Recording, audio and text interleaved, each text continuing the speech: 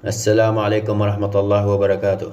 تصريح خطير من قائد المنتخب الكرواتي لوكا مودريتش.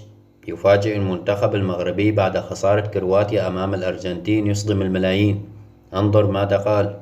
بعد فوز المنتخب الأرجنتيني على منتخب الكرواتي وتأهل من المباراة النهائية، لينتظر الفائز من مباراة المنتخب المغربي مع المنتخب الفرنسي. فقد صرح بعد هذه المباراة القائد المنتخب الكرواتي لوكا مودريتش وقال: لقد كانت مباراة معقدة أمام المنتخب الأرجنتيني، ولقد ظهرنا بمستوى جيد على الشوط الأول، ولكن الهجمات المرتدة المنتخب الأرجنتيني هي التي قلبت الموضوع. وسأله أحد الصحفيين: من تعتقد من المنتخبات الذي سيواجه المنتخب الأرجنتيني في النهائي، المنتخب المغربي أم المنتخب الفرنسي؟ فرد وقال: نحن في كأس العالم لا يعترف بالتاريخ أبدا، فنحن هزمنا المنتخب البرازيلي وكنا نداً قوياً للمنتخب الأرجنتيني، لكن ما فعله المنتخب المغربي يستحق كل التقدير والاحترام.